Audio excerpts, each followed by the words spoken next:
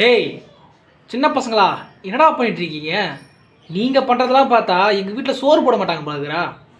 அப்படி என்னடான்னு பார்த்தீங்கன்னா, ஒன்றும் இல்லை, கொச்சி கலிஃபாவில் 14 வயது சிறுவன், இந்தியாவை சேர்ந்தவன், ஒரு ஸ்டார்ட் அப் கம்பெனி ஆரம்பித்து அதில் 141வது பில்டிங்கில், அதாவது 141வது ஃப்ளோரில் வந்து சிஇஓன்ற ஒரு பதவியில் அவன் இருக்கான். வயசு 14, போஸ்டிங் பெரிய போஸ்டிங் இல்லை. 14 வயசு பையன் என்னென்னமோ சாதிக்கிறானுங்க. அது எப்படின்னு தெரியலடா.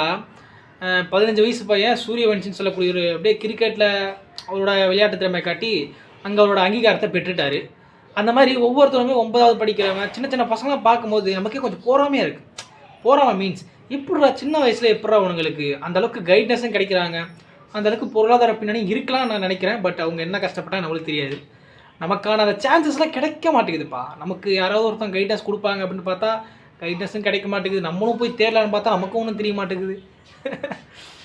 ஐயோ ஐயோ, என்னன்னா விடு, வாழ்க வளமுடன் சொல்லிவிட்டு அடுத்து நம்ம முன்னேற வேண்டிய வழியை பார்க்க வேண்டியதுதான்.